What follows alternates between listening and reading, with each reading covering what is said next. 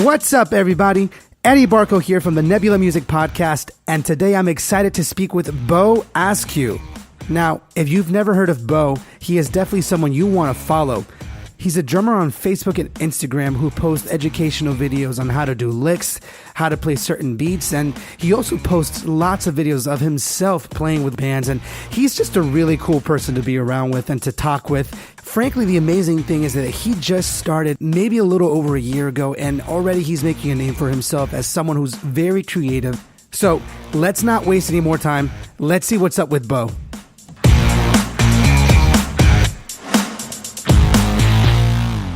All right. Thank you so much for joining us today. I have a very special guest with me. I really love this guy's style. He's definitely an up-and-comer. In fact, I would argue that he's no longer an up-and-comer. He's kind of making a name for himself on Facebook. He's got amazing chops, and he's just doing great things with drumming. So I'm actually really excited to have Beau Askew here on the show today. Beau, how are you?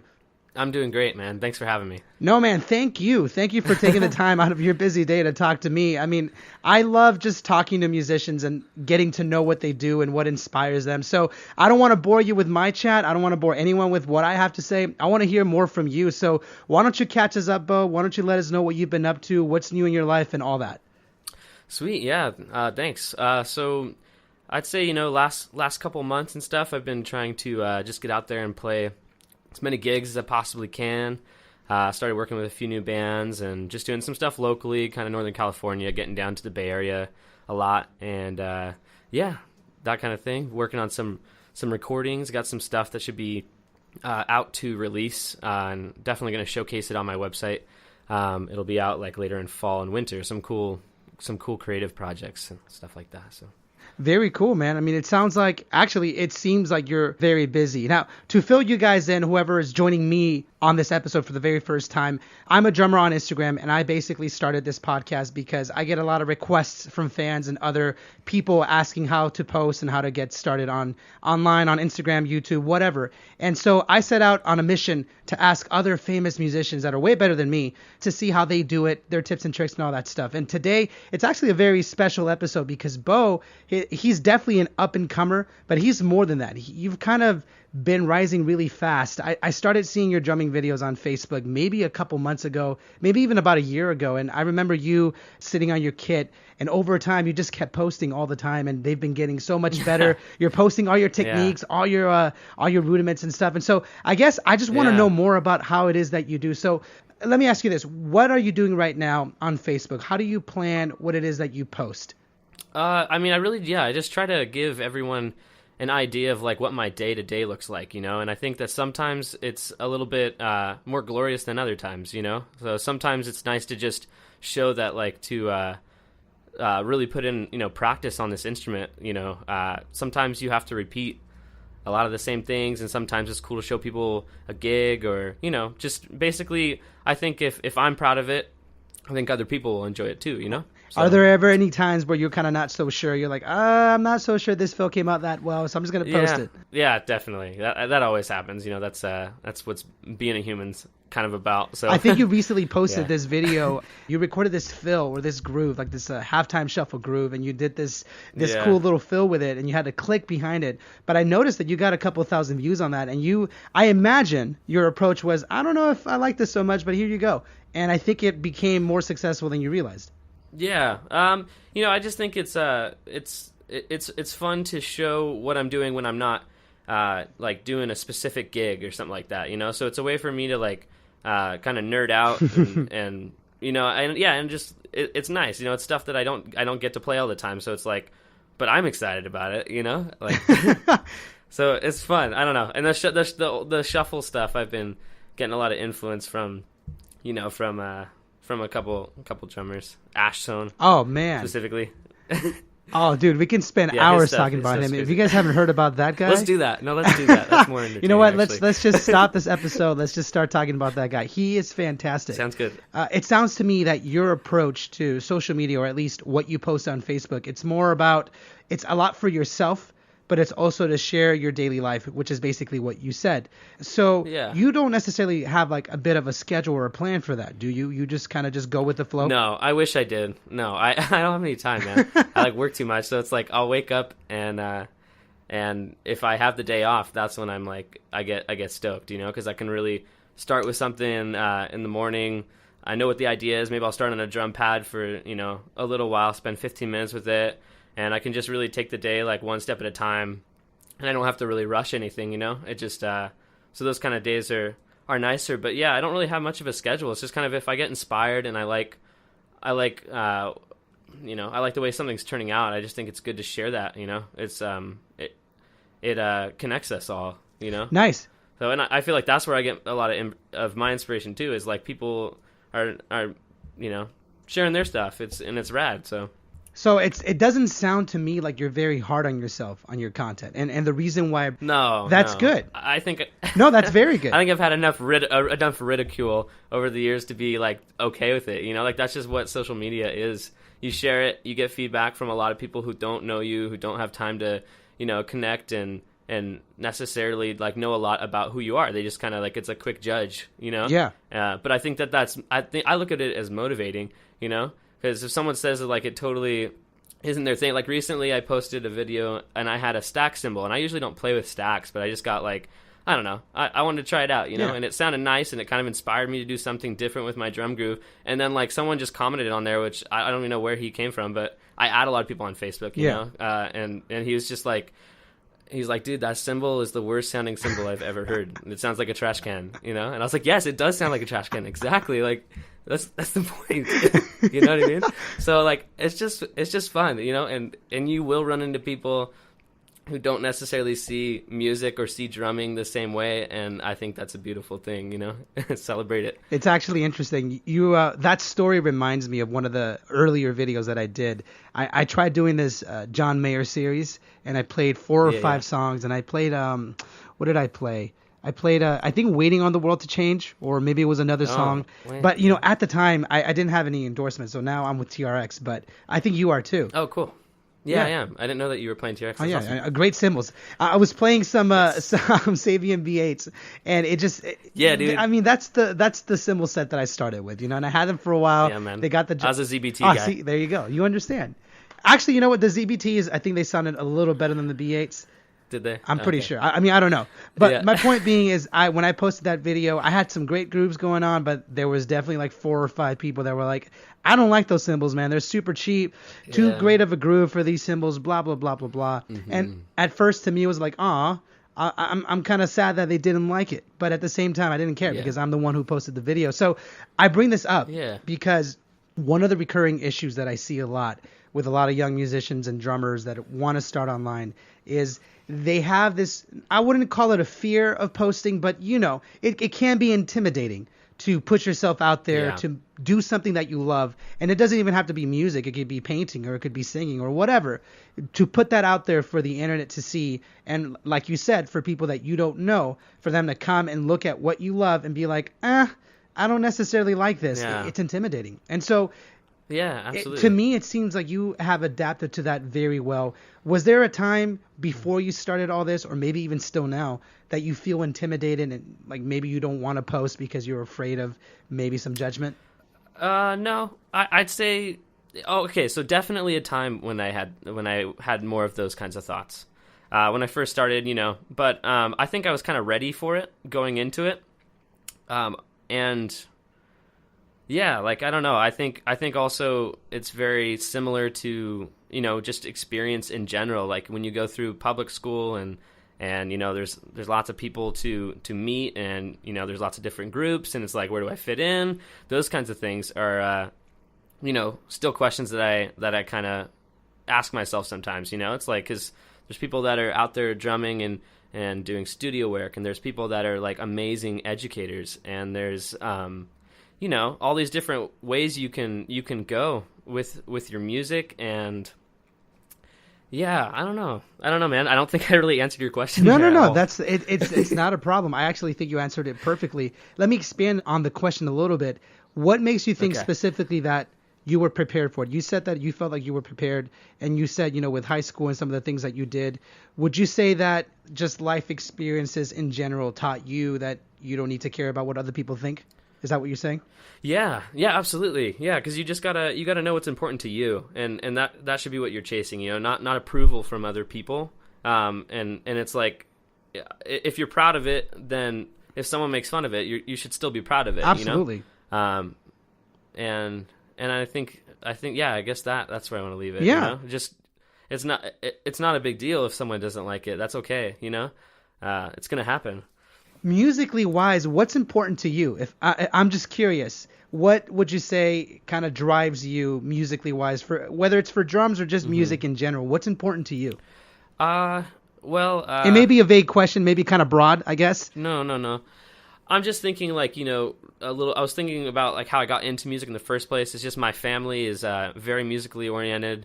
Nice. And so it was always around, and it was one of those things it's kind of it's like a form of community, and in a way, just being able to connect with people. I don't know, something about like creating something together where you're not like just having a conversation, you know, and sharing that space with people. I think that's what I'm always kind of seeking for, regardless of the musical setting. It's about that like strong connection and trust. Nice. I mean, I think it's the same for a lot of musicians, and myself included. The reason why I wanted to focus on that question, I know it can get a little philosophical and a little preachy, but at the same time, I think it's important. It's something that a lot of musicians and artists don't really have the time to really think about. But there's a reason why we do what we love, correct? I mean, I think there's a reason why we get up every day, we play drums, sing, draw, or whatever. And I think we don't spend enough time asking ourselves why we love it. Yeah. But there's a reason for it. I think there's a very simplistic reason for everyone. And when we are afraid to post, there's this fear of judgment. And it's justified because the world it can be cruel sometimes. It can be intimidating. When you know why you do what you do, when you know that basic need, that basic definition that I do it because of A or B, and for you it's because you felt that connection, you felt that unity, and you just feel alive, whatever the reason is, I think it makes everything else easier, right? And so the challenge that I find is how to get other young musicians, to push forward and to find inner, meaning, that definition of why it is that I do what I do. My point is, I think you found that definition. You definitely have a reason for doing what you love, and you just stick to that. And I think it's important for everyone to understand that it doesn't matter what happens. It doesn't matter, if someone comments on your cymbals or on your voice or your guitar or how it looks. It's important to just do what you love. Yeah, and on that note too, I've had plenty of experiences that had nothing to do with social media or anything like that, where someone didn't like the way I was playing drums in general, and I had to kind of like face that and look at it like, I could just be upset and be like, I hate that person, or I could be like, okay, take a second, and even if they're wrong, it's like, you can always learn something, right? And what was that? Can I just like go ahead? Yeah, sorry. Well, I was gonna say, can I just jump into like a quick? I'll try to make it quick. A quick story, first recording session that I ever did, basically. Please do. I was about to ask you. I want to know. This is good. Get ready for it. I'm not going to drop his name, but I don't even remember his name. Who cares? No. Okay. So anyway, basically, I got asked to do a recording session. I was really excited. Recording in general has always been one of my favorite things to do. And so this guy contacts me. We had some mutual friends. And he said, "Hey, I saw a video playing drums." And it was just like from a live gig, and he said, "I really like your playing. I have one song I'd like you to record at my studio." And I was like, "Okay, cool. Well, if it's nearby and stuff, we can make the time." He's like, "Yeah, absolutely. So it's free, but you'll get some experience." I was like, "Sounds great." Okay, so I show up and I'm like ready to go. Starts showing me some of the music, and one of the first things he tells me, he goes, "Yeah," and I don't know if this is true, by the way, so just don't quote me on this one, but he tells me that Dave Weckl was the drummer of his entire previous album. Right before I'm like about to play, and I was like, okay, like I haven't even listened to the song, right? He's literally just like, he's expecting me to just like, I'm 18 at the time, just jump in and just kill it. And I just remember thinking like, okay, I wonder how this is gonna go. So anyway, fast forward, we get through the session. There's a couple of things that were, went a little rough, and at the end he goes, "Hey man, your fills are good," and we got the whole recording done. He goes, "Your fills are good, but you really got to work on your patterns. Like your patterns need help." Essentially is what he said. And I was like, just kind of like, shoot, man, like I felt kind of defensive. I'm like, dude, I'm doing this for free. I'm not Dave Weckl, obviously. I don't think anyone is. No one can ever be Dave Weckl.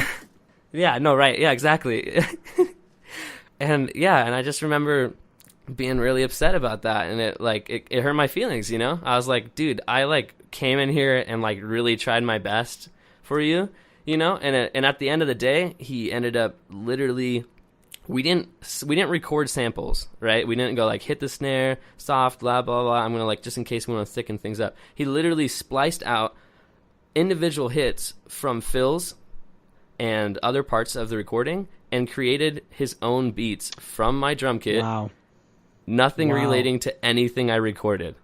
Literally. Didn't ask me about it, and then released it, and everyone was like, oh, cool, you recorded that track That wasn't with him. me. And I was like, no, I didn't.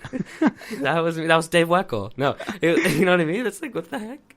So anyway, you have to just get over it. You know what I mean? You have to figure out how you can just get better and avoid that situation, you know? Because, yeah, sure, it's true, my pattern's going to get better, but, like, he was expecting something that was impossible for him to receive from me at 18. Right. And probably ever, right? You know? So Right, and you know what? And I think the important thing also to note about that story is that you were also very sure of yourself. You know, I think it can be easy to get defensive and just be like, no, I mean, I don't care what you say, blah, blah, blah, I'm right, you know? But I think you were subjective. You knew exactly what you could offer going in, and you recognized that what you were receiving back, you know, the feedback wasn't justified. And I think that's something important to also know, is that as a human being, you know, we're obviously going to receive a lot of negativity wherever we go, whether it's online or just in real life. Yeah. But it's important to understand who you are and what you can do. You know, you're not Dave Weckl. I'm not Dave Weckl. Can you be just like Dave Weckl? I mean, sure, if you spent the next 20, 30 years practicing everything that he ever did, but you'll never be Beau. Yeah. You know, I'll never be Eddie. And the point is, exactly. You can like something, you can definitely, you know, admire something and be like something, but at the end of the day, you'll always be you. You'll always be you. And so it's important to know what you're good at, how you can improve. That's also important too to know.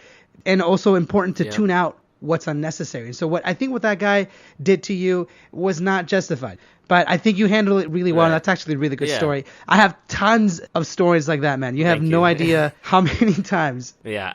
When this podcast is over, we'll definitely need to do some more chatting and storytelling. We'll have to refresh, honestly, because I got to tell you some stuff. I got to catch up. But, you know, we're on a limited time, so I want to make sure that we can cover as much as we can. How does your daily routine look like? You know, I'm definitely talking a little bit more of the philosophical side of posting and social media. So I want to get a little bit more detailed what it is that you do every day or every week, and how it is that you fit social media and posting online into your schedule. Okay, sweet. So generally speaking, like, I work at a coffee shop so that I can afford to do drums also. So a lot of times I work in the mornings. And if I don't work in the mornings, that means that even if I am teaching in the afternoons, I still have a few hours to kind of come up with an idea and see if I can try to get it launched and recorded and posted before I teach. So it's usually like within the same day. I very rarely have an idea and wait until another day to do it, unless I just feel like it's not there yet, right?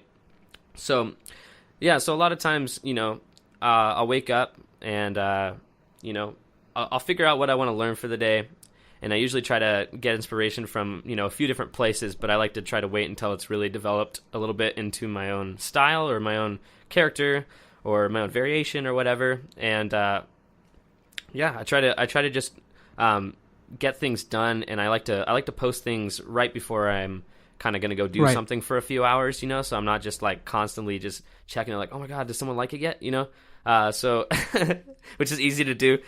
Yeah. So it's really nice if I can do something like that. Sometimes what's cool is I'll post something that I'm going to end up teaching my students, but it's very unlikely that they'll see it by then.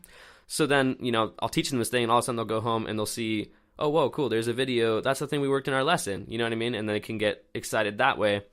Yeah.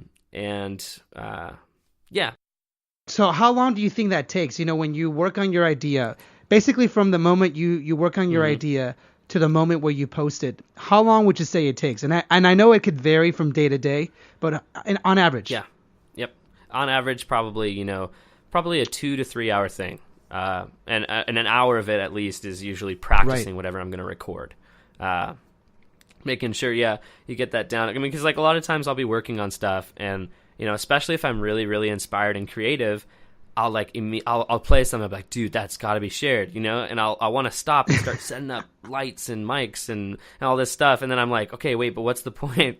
Like you're so you're in such a good mood right now that if you just keep drumming, the more important thing's gonna happen, and you're gonna get better at this instrument instead of, you know what I mean? So it's always like that battle too. So usually I last at least an hour working on whatever I'm gonna record, and it usually takes me about an hour to an hour and a half to record it, to edit the audio, to sync it. I don't know very much about video, so I kind of just throw my GoPro up there and get it. GoPro's the one, man. I love that camera. Yeah. It's good. It's durable. I take it to all my gigs. It's a solid camera.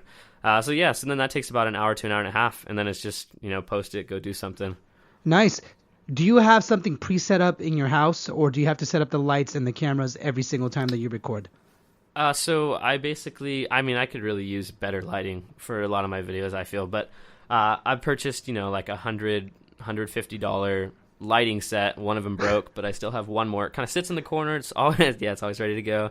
And I basically practice. I've been practicing a lot with my laptop and my interface, and my microphone's always plugged in, so I can jam to stuff. And I don't have to like kill my ears, and I can practice to click tracks or YouTube videos and stuff like that, and do like online studies and feel like there's a good mix between whatever educational video I'm watching and my own drum set. So it's always kind of ready to go, and then I just go through Logic, and I just use basically just their presets since they're pretty dialed in already anyway.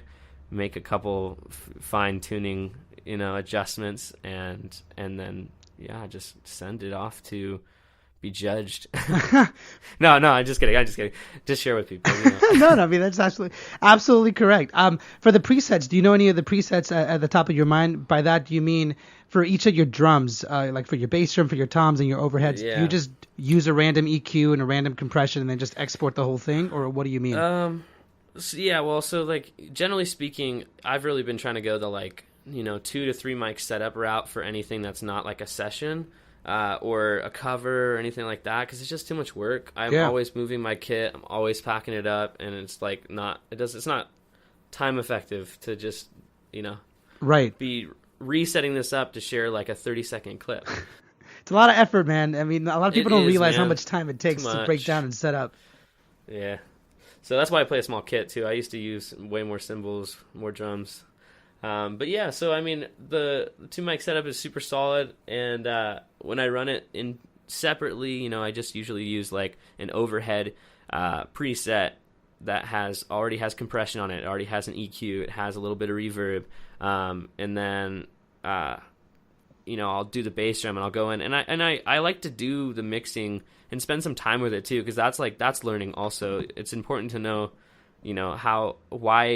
why a bass drum might need a higher frequency added to it versus a lower frequency, and also like, where do I place the mic so that I get the right sound, so you don't have to do as much editing to the sound afterwards also, Right. Stuff like that. So that's all stuff that takes time, but it's fun for me, because I feel like I just keep getting a little bit more comfortable with it, and I keep learning more, and when I do with the more recording sessions I've done recently, I've been trying to remind myself to be more present with like what they're doing and asking questions about why they have things set up the way they do. Nice. And I try to apply those things at my house as well, even though it's just a bedroom, Yeah, making sure that you're always asking questions so that you can always be learning, especially from professionals. Yeah. Let me ask you this, for the audio, and this is something I'm genuinely curious about. I'm asking a lot of my friends online.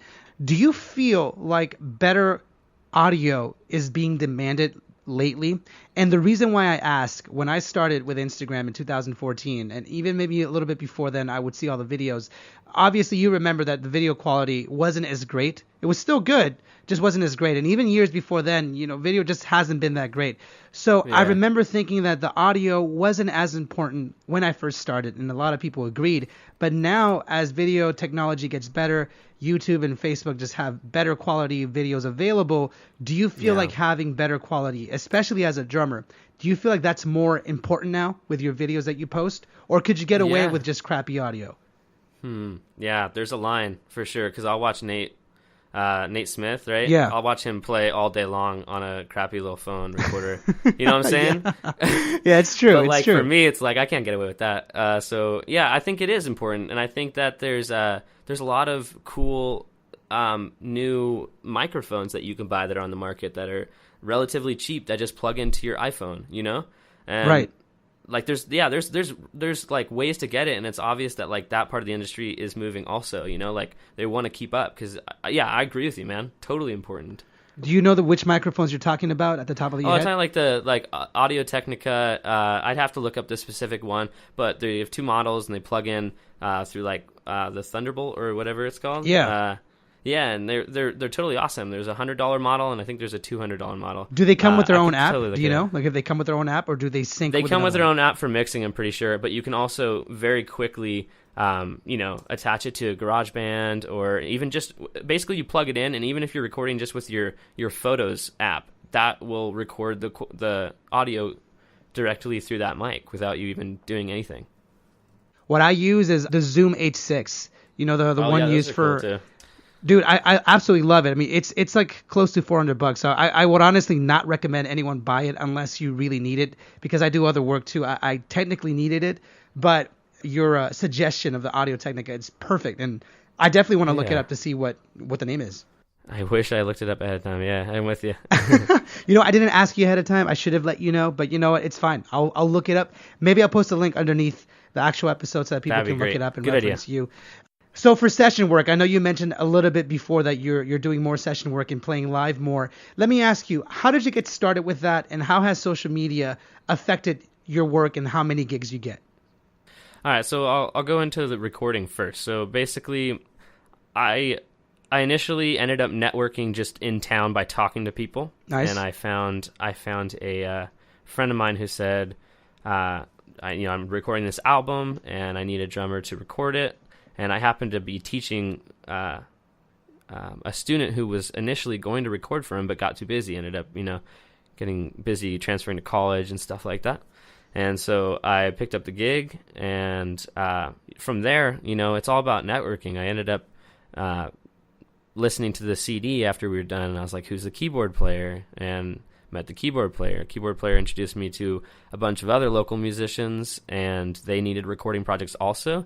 And so, by the time that I kind of networked 2 or 3 recording sessions, I ended up just, becoming friends with, people who helped me sort of like dial in what I can share, Right. I had a friend who helped me put together a couple videos that I ended up kind of utilizing the Facebook ads platform, which, at first is a little skeptical that they would want money for advertising to people that you already know, right? But then I was like, oh, cool. They let you kind of tailor it. I can pick, who sees this. And so I want to talk about that for just a second. Yeah, it's a go little for bit it, unrelated to recording, but, I wanted to get more students, and I had, about four drum students who I had been teaching for about 2 years. And when I saw the Facebook thing, I was like, cool, what if I made just an image, and I posted this, and I can see how many students I can get from that. If I put in $40. I was like, if I get one student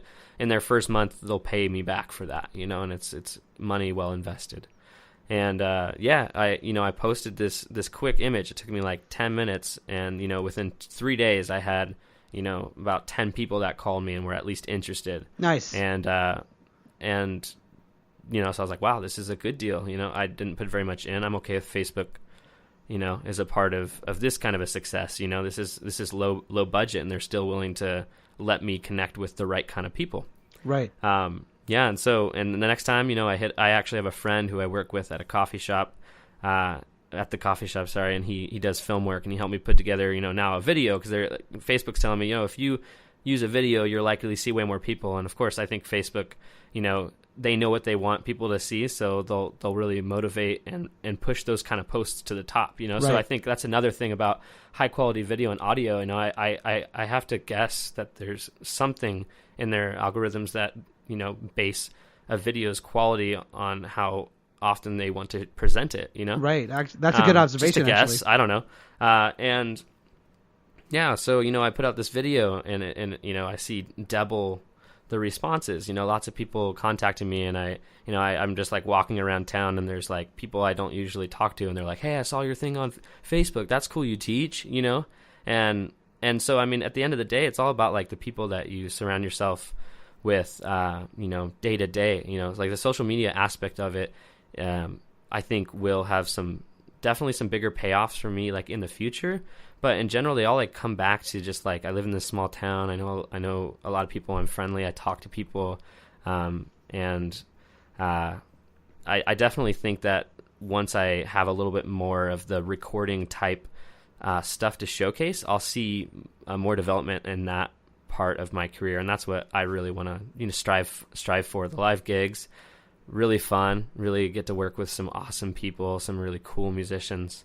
But the recording is like really what I want to jump for, and I mean I have definitely had people contact me who I've never met, and give me gigs and give me recording sessions just because of what's online, and they tell me that they found it online. I have like no clue where they found it, 'cause I posted so many things. I don't know. It was just probably a weird video of me in a bikini shirt. Like, I love that video, man. That was a good video. It was pretty funny. Yeah, that's very similar to my story with some of the gigs that I've gotten, some of the bigger ones too. I think you know this artist Jake Davis that I play with too.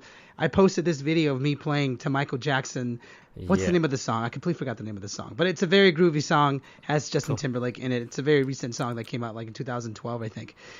And I was just grooving to it. I wasn't doing anything fancy. I just had the groove going. And so I posted it on Facebook, and within like 2-3 days, this guy reaches out to me just saying, "Hey, I saw your video, and I want to see if you want to play a couple gigs for us, primarily because you weren't playing all these licks and stuff that everybody always does, and you're keeping the groove." And so I met the guys, and this was about 2 years ago. Since then, we've had some tremendous success. But it starts with what I had online. If I had not posted that video on, and I didn't do an ad, by the way, I just posted it on a couple of groups that I was a part of, but the fact is I put myself out there. I put the video, I put the effort into making it good, and really good people saw that, and they came back, and they were like, "Hey, I want you to play for us." So I think you did a great job. Thank you. I want to say one quick thing on that. I was focusing, I had an emphasis on local, and I know that's like kind of hippie, and it's really stereotypical for the area I live in, but honestly, like I've found that there's a lot more success with the local promotion. Like I've done very little paying for ads to go anywhere past, maybe the Bay Area. Like I try to keep it really like, located to what it's for, So, by the way, for those who don't know, the Bay Area means San Francisco, North California kind of ish area. Because Beau, you live here in California, but you live on the north side. I live in Los Angeles, which is the south part of California. And if you guys don't know, California is pretty large. Southern Californian people, we get along really well with Northern Californian people. But honestly, I feel like the southern part is a little bit better. It's warmer. We've got the cool beaches, but you guys have the Golden Gate Bridge, though. So, nice, dude. California's beautiful, guys. Come visit us, Dude, the whole state is amazing. But yeah, I just wanted to clarify that when he says the Bay Area, he's talking about San Francisco, Northern California area. Yeah. But yeah, you're absolutely right. When it comes to the ads, what I've learned, at least from my experience, unless you're selling specific product like a book or a shampoo or I don't know, a physical product, then maybe going more national is beneficial. But if you're selling a service, I think the service, which is you being a musician, you being a teacher, or you being whatever that you're doing with music, it's very important to start local because that's where people feel relatable. You're like, oh, this guy's from here. Oh, shoot, that's kind of cool. Maybe I should check him out. As opposed to you watching a video from some guy in New York. What are you going to do? You might be able to call them and Skype them, you know what I'm saying? But you're local, so they called you. If I make an ad, if I put it for here in Los Angeles, I have a bigger chance of people reaching out to me. And I think that's a very good observation. Are you still doing any more Facebook ads? A pause for a minute, because I'm kind of waiting until fall or winter until I can kind of recreate my website to be showcasing the recordings that I have been doing. And so once that's done, then I'm probably going to shoot another another video or something with my friend. I'll do something just to kind of like show people. But I think it's one of those things too. You don't want to bug people too much. So, oh man, I'm a very aggressive dude. There's unfollow on Facebook for me and Eddie. That's the reason they created it. We just overpost. No, So I'm true. just kidding. It's so I'm true. just kidding. And man, you're hitting all the marks really well. We're getting really close to wrapping it up. So I'm just gonna ask a couple more questions, and then we'll definitely go from there and keep on chatting afterwards. I want to ask you, in terms of live music, how many bands are you playing with right now? How many of those came from the social media, and is there one specifically that you're dedicated to, or are you pretty much just freelancing with anyone that needs a drummer? Right. So right now I play with about 4 different groups pretty regularly, as in I play with them at least once every other month, and for most of them it's 2 or 3 gigs in a month kind of thing. Yeah. Just during summer it's kind of like that. It's pretty busy. It slows down during the rest of the time. But yeah, so I'm playing with these different groups, and there's not any one that I particularly like.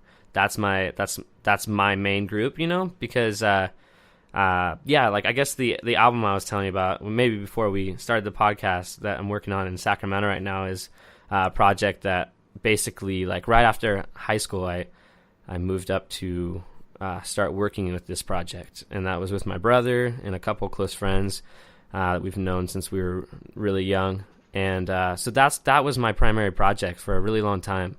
We wrote a lot of awesome music, and we played a lot of gigs, and we finally have this CD, and it's kind of been sitting there, and we're ready to share it with the world. And after we stopped working together, I kind of was like, dude, I'm not done drumming. Like, I need to find as many people and as many gigs as I possibly can, so I basically just feel like, a few of them, I say 2 of the bands I work with right now came directly from social media.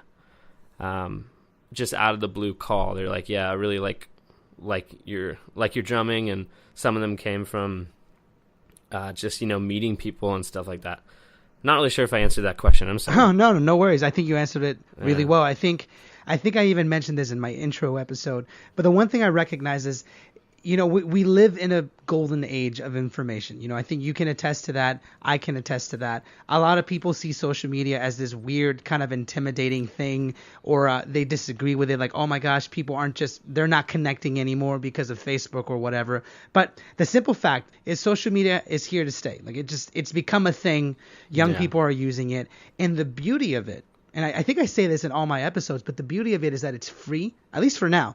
It's free, and it just creates this huge channel of opportunity, especially for creative types. I mean, I have friends from around the world now, and it's crazy because just 2-3 years ago, I didn't have that. I didn't know anyone from New Zealand. I didn't know you, but it's... Sorry, go ahead. I think I interrupted you. I just want to interject before we go further on that. I actually am going to be releasing a video very soon of this gal who lives in Slovakia, and we only connected through social media. Like, we've been following each other's stuff for a while back, and she hit me up, and she's like, hey, me and my boyfriend are going to be visiting California. We're going to all these places. Like, if you want to hang. And I was like, why don't we throw a video together? So, and she showed up when I borrowed a drum kit, and I got it all tuned up nice, and did the mics, and had my friend do video, and she was super, super cool, and her boyfriend was super nice, and he didn't speak any English, but he just, super cool, super friendly. And yeah, that would never happen if there wasn't social media, and if I also wasn't posting stuff, because no one's going to know who I am if I have that, that like blank profile picture that doesn't show even your face or your name, or you call yourself, paradiddle guy or whatever, It's You're not going to know. Well, can I ask who it is, or is that still a secret? Yeah, no. Vive Wolf. Shoot, I think that's her Instagram, but her name's Veronica. Nice. I definitely want to look forward to that video. You're going to have to send me that link. Maybe I'll post it on the episode too, that you guys can watch it. But yeah, it'll be done in about a week. Awesome, man. I mean, honestly, we can go on and on for hours, but I want to take a moment just to give you just some time to leave the listeners with some inspirational quotes, or not quotes, just anything you want to leave the listeners with, just as a bit to recap what we talked about, maybe get them inspired to just get up and do it. Okay, sweet. Yeah, I definitely want to say that, like learning never stops at all. And, I actually was self-taught for a very long time. So was I. Hey. Yeah, man. And it's like, I never had teachers. My dad was a music teacher and taught everything but drums. My mom was a dance teacher, had multiple studios, they're doing the whole thing, but I never had lessons for some reason. And, I think it's because I had lessons in other instruments and it just like, it didn't stick with me. And the drums were fun because I could just do whatever I wanted, you know? And I just wanted to say, like, find people that inspire you, find a teacher. It doesn't matter how long you've been playing drums. Like, I've been really trying to study Mike Johnston a lot. That dude's super serious about social media also. Like, he really is there to kind of encourage people and find like-minded drummers who, want to just be supportive. And I think that you're the same way, Eddie. You're the same. Yeah, dude. And it's just like, I'd say, it's more about the connection and like less about the content, So when you post, just be ready to connect with everybody. You know what I mean? Yeah. And be proud of what you're posting, because the fact that you're even posting it in the first place, like, that's the win. Not like having people say amazing things about what you did. The fact that you were willing to just put it out there and see what happens, that means that you're doing it right. You know what I mean? Absolutely. And I think you definitely hit that right on the mark. It's important to just get yourself out there and to be supportive to each other, because you can definitely tell when someone's faking it online. You can definitely tell just in general, but the truth is, Nike has a slogan for a reason, It's a great slogan that's worked for years. It's cheesy, but it's true. When you just do it, that means that you just honestly put yourself out there. You figure out what you need to learn to get it done. And here's the fact, no matter what I say in this podcast or what you say, all this information is up. It's on YouTube. It's on Google. You can learn anything you want today. Yep. Yeah. You just got to put the work in. Exactly. And that's the point that I'm trying to get across with hopefully talking with you and talking with other inspirational musicians, is that your greatest example is that you put the work in. And it doesn't even have to be tremendous work. I mean, you still work a part-time job as a teacher, and you work at a coffee shop, and you still manage to put yourself out there. Social media has allowed anyone to do it. And like I've said before, there's other drummers and other musicians that have managed to do this full-time, but there's still plenty that have full-time jobs, and they love their full-time job, but they still have time to post online. Point being is, if you want to do it, you can. All you got to do is just be brave, figure out how to do it, use what Beau is doing, use his advice, use his setup or whatever it is that he said, and just post it. Take the critiques, take the comments, take the suggestions, and improve the second video, and improve the third video, improve the fourth one. By the time you're in the fifth or even the 10th one, you'll realize that it becomes a habit. Eventually it becomes fun. Once it becomes fun, you'll want to do it more. And then that's when you start to see that following, because people love to see someone having fun. They love relating to someone who loves what they do. Totally agree.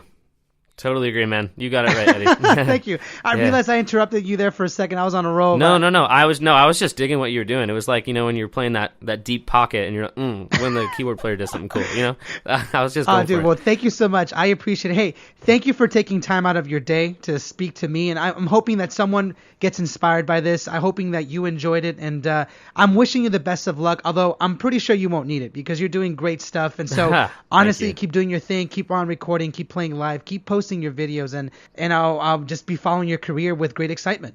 Thank you. And one more thing for anyone who's listening, like, feel free to contact me. Like, I put my stuff out there, and I also look at my messages, and I talk to a lot of people, so don't be afraid to to reach out. Absolutely. And what's the best way to get a hold of you other than Instagram?